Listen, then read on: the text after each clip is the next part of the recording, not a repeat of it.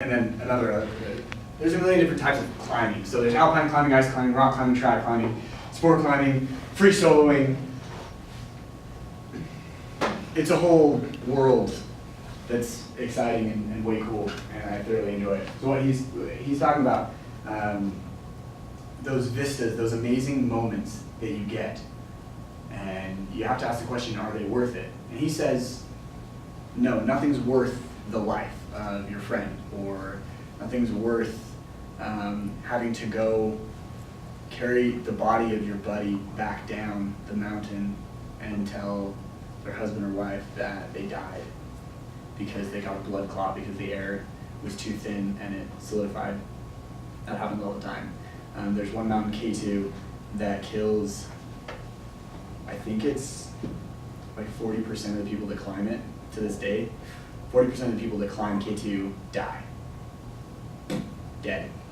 And people still do it every year. I think it would be amazing to try it, but I mean,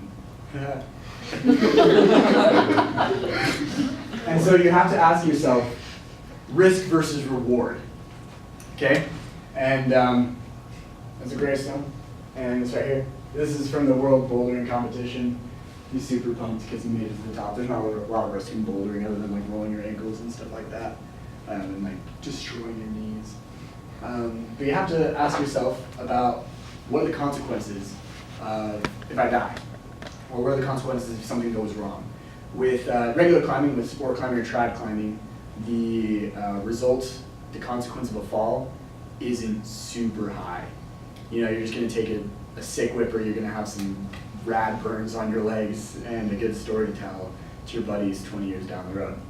Meaning you're just gonna fall really, really far and your legs are gonna really hurt for a long time. Those are the consequences. Alex, the guy that Conrad was talking about, Alex Honnold, he's a free soloist. He climbs without ropes a lot of the time. And if he falls, the consequence is, that's it. Then he's dead. And the guy who's filming it is just like, well, yeah, maybe he bounces. You gotta ask yourself about these consequences. What's going to happen if something goes wrong? What's the probable outcome? You have to ask yourself about that.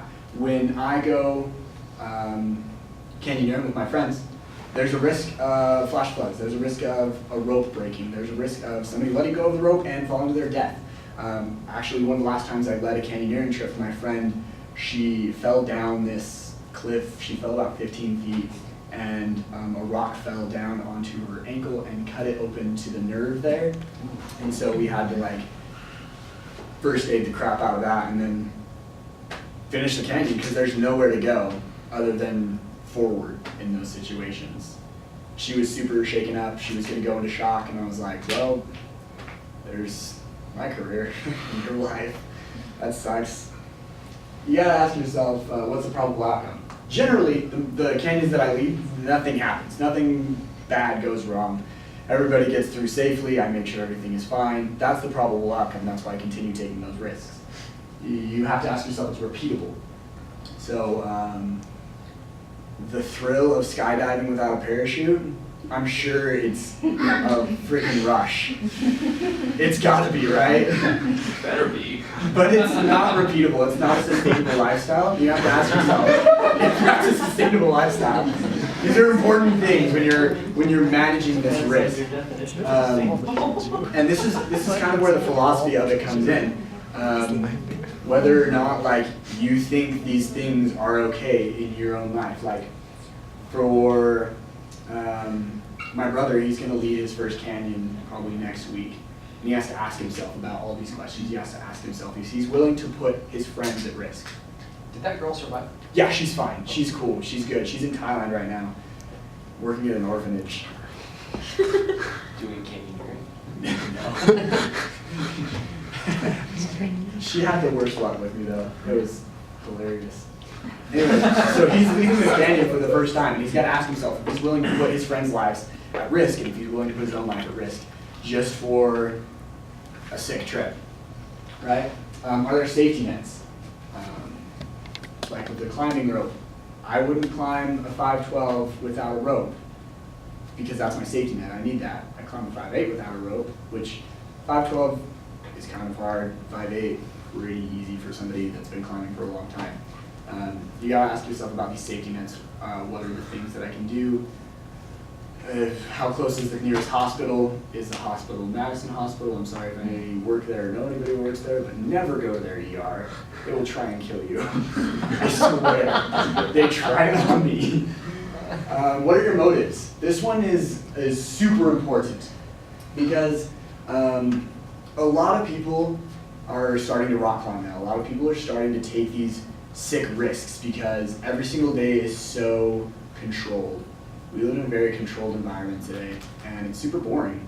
So people are going more outdoors. They're getting a little bit wilder. They're taking crazier risks. And why are they doing it?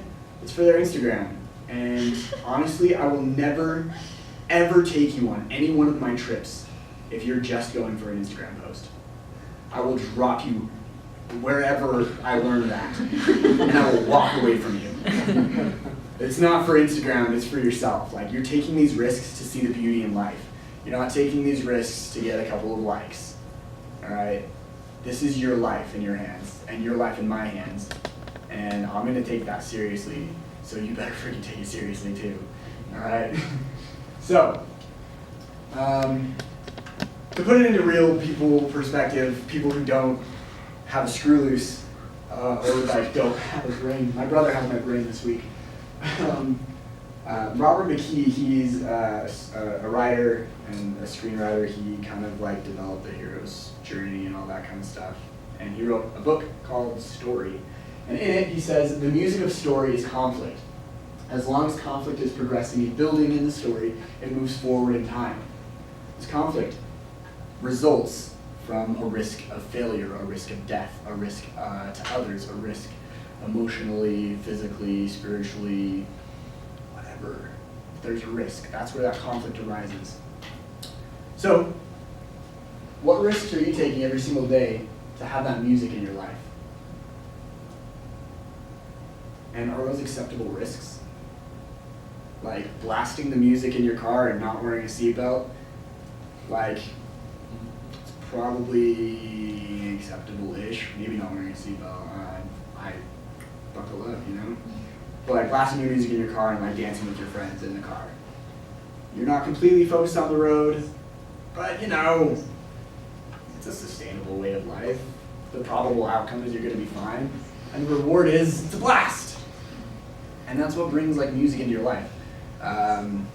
Going to McDonald's at 3 in the morning because you're super hungry and you just like binged on homework and you need something to drown your sorrows. That's like an acceptable risk because it's probably not going to kill you, right? But if you're like every single day driving with your eyes closed or like doing something crazy, maybe that's not an acceptable risk. Maybe that's not what's moving your life forward and what's going to end the life, right? So we're going to go to the next one. So, to bring it to a philosopher, Jean-Paul Sartre, I hope I spelled his name right. It doesn't matter, he's French. Nobody knows how to spell French things. Okay, to know what life is worth, you have to risk it once in a while. This is what he said, okay? Not me. He said it, not me. But I totally 100% agree with him. What do you guys think? Amen. Yeah. Yeah? Risk life? Yeah, risk your life. I mean, you never really value anything until you contemplate being without it, or you are without it. That's true. I like that one. So, is he telling us, oh, by the way, this is Red Bull Rampage. This was taken like 30 minutes away from my parents' house in southern Utah. One of the gnarliest like get-togethers of BMX in the entire universe. Anyway, so do you guys want to do that to find out what your life is worth? No. So you don't know what your life is worth. Obviously you don't agree with him in practice, but in theory it's pretty cute, right? But in practice, who in their right mind would do that? Is there a net at the bottom? No, there's no net. He's just gonna, if he crashes, he just blows out and then Red Bull Rampage, Red Bull gets sued or whatever. Maybe you Probably don't have to sounds risk like- your actual life. Maybe you could risk like your livelihood or stability or something. Okay, I like that. And sorry, No, please. I feel like there are other ways that people can risk their life that they would find more fulfilling than taking a bike off of a cliff. Yes. Like serving a mission and getting shot at, that was a risk. It's true. My uncle got stabbed on his mission. Where'd he serve? I don't remember. Chicago, He's- probably. Okay, I was gonna say, I'm he from got, there. he got stabbed, and he just looked the dude in the eye, and he's like, walk away.